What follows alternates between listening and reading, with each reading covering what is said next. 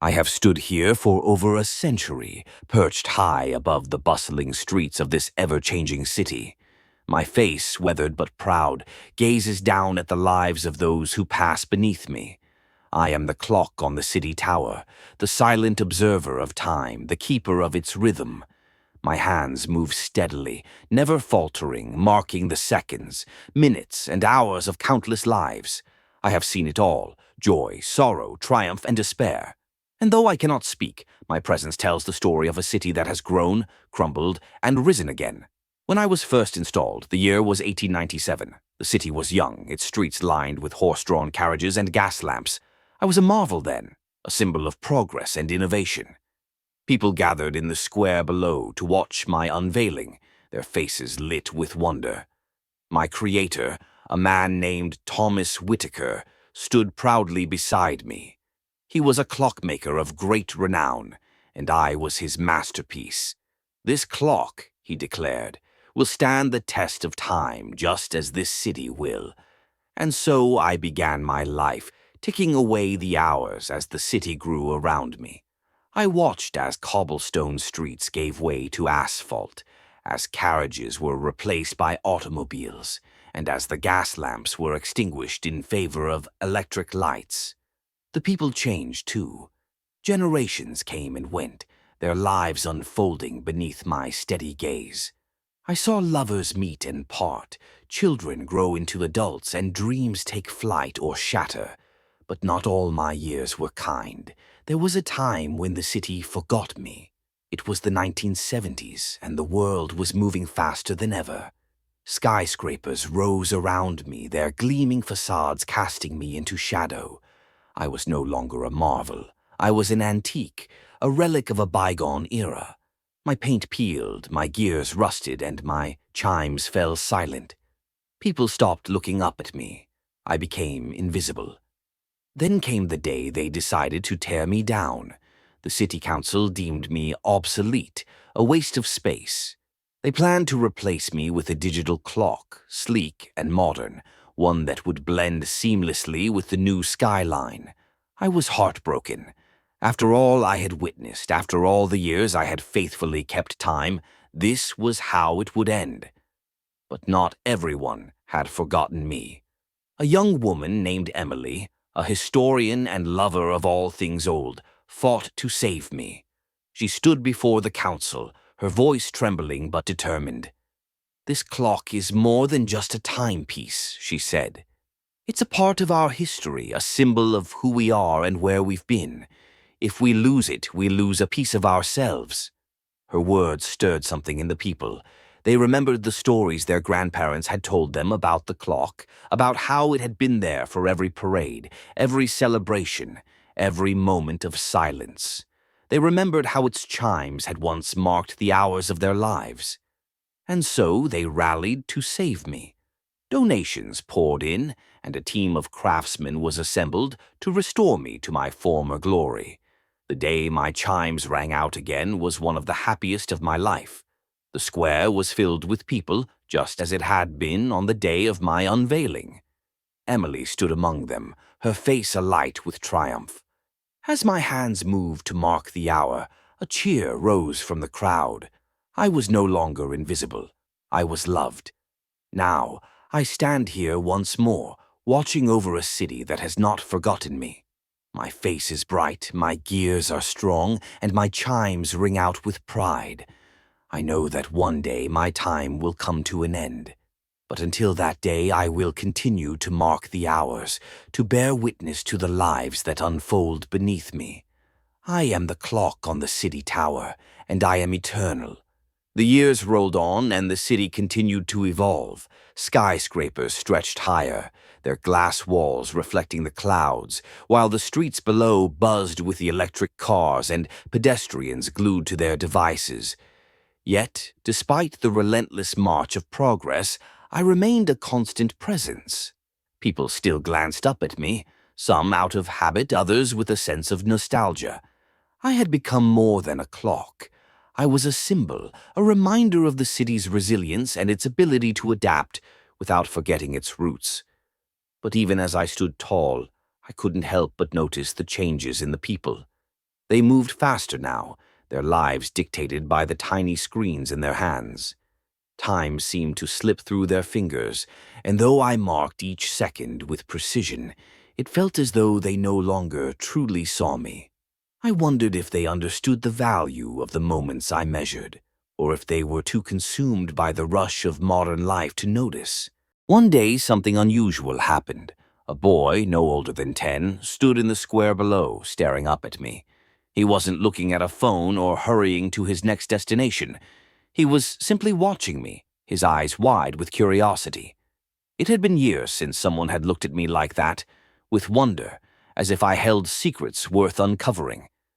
His name, I would later learn, was Jack. Jack began visiting me every day after school. He would sit on a bench in the square, sketching me in a worn notebook. His drawings were rough at first, but over time they became more detailed, more alive. He captured every crack in my face, every shadow cast by the sun. Through his eyes I saw myself anew, not as an old relic, but as a living part of the city's story. One afternoon, Jack brought his grandfather to see me. The old man's face lit up as he gazed at me, a smile spreading across his weathered features. "I remember when I was your age," he told Jack. "Your great-grandfather used to bring me here to watch the clock. He'd tell me stories about how it had been here for generations, keeping time for the whole city. And now, here you are doing the same." Hearing those words filled me with a sense of purpose. I wasn't just a clock. I was a bridge between generations, a thread that connected the past to the present. Jack's grandfather shared stories of the city's history, of the parades and protests that had unfolded in the square, of the times when my chimes had rung out to mark moments of joy and sorrow. Jack listened intently, his pencil moving furiously across the page as he tried to capture it all. But life, as I had learned, is never without its challenges. One stormy night, a bolt of lightning struck the tower. The impact shook me to my core, and for the first time in decades, my hands stopped moving. The city woke to find me frozen, my face dark and silent. It was as if time itself had come to a halt. The news spread quickly, and people gathered in the square, their faces filled with concern. Jack was among them, clutching his notebook tightly. "We have to fix it," he said, his voice trembling. "We can't let it end like this." The city council convened to discuss my fate. Some argued that it was time to replace me with something modern, something more reliable. But Jack wouldn't hear of it. He stood before the council, just as Emily had done years before, and pleaded my case. "This clock isn't just a machine," he said. "It's a part of who we are. It's seen everything this city has been through, and it's still here. We can't just throw it away." His words struck a chord, and once again, the city rallied to save me. Craftsmen and engineers worked tirelessly to repair the damage, their hands guided by the same care and dedication that Thomas Whitaker had poured into my creation. Jack visited the tower every day, watching the restoration with a mix of hope and determination. He even helped where he could, his small hands steady as he polished my brass fittings and cleaned the soot from my face. When I finally came back to life, the square erupted in cheers. My hands moved once more, and my chimes rang out, clear and strong. Jack stood at the base of the tower, his face glowing with pride. He had saved me, just as Emily had done before him. And in doing so, he had become a part of my story, a new chapter in the long history of the city and its clock. As the years passed, Jack grew older, but he never forgot me. He became an artist, his work inspired by the stories and memories I had witnessed. His paintings of the city and its clock tower hung in galleries and homes, a testament to the enduring power of time and history. And though he eventually moved away, he always returned to visit me, his notebook in hand, his eyes still filled with the same wonder he had as a boy. Now, as I stand here watching over the city, I know that my time is not infinite. One day my hands will stop moving for good, and my chimes will fall silent. But I am not afraid. I have lived a long and meaningful life, bearing witness to the countless stories that have unfolded beneath me. And I know that even when I am gone, my legacy will endure, in the memories of those who have loved me, in the stories they tell, and in the lives I have touched. I am the clock on the city tower, and I am more than just a keeper of time. I am a witness, a storyteller, a symbol of resilience and hope. And as long as there are people who remember me, I will never truly be forgotten. As the years turned into decades, I continued to stand tall, my hands tirelessly marking the passage of time. The city around me grew busier, louder, and more chaotic, but I remained steadfast, a silent observer of its endless motion. Jack's visits became less frequent as he grew older, his life pulling him in different directions.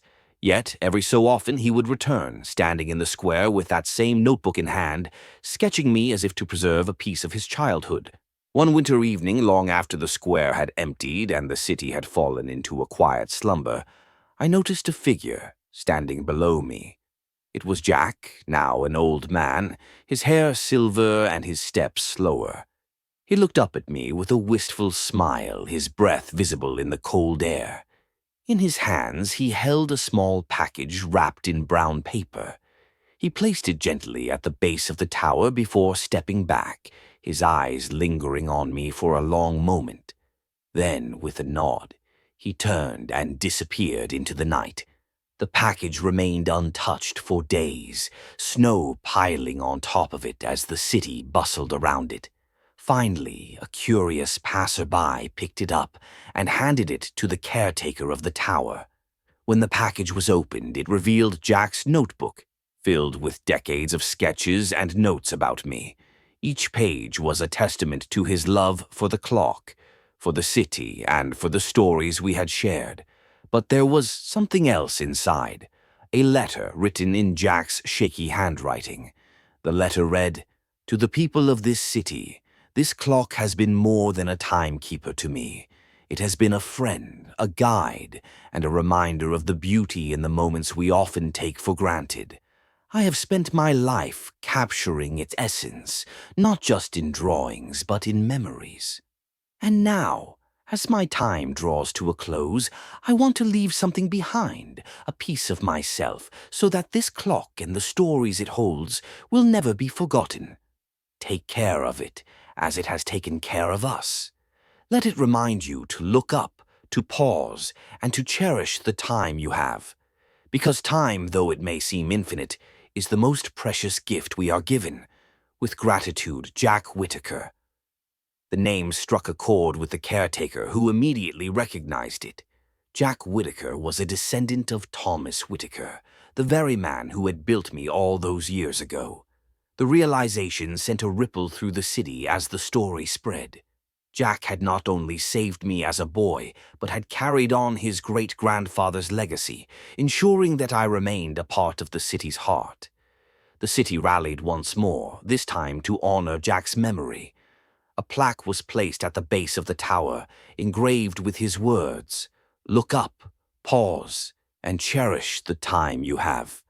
People began to gather in the square again, not just to check the time, but to reflect, to share stories, and to remember the man who had reminded them of the value of the moments I measured.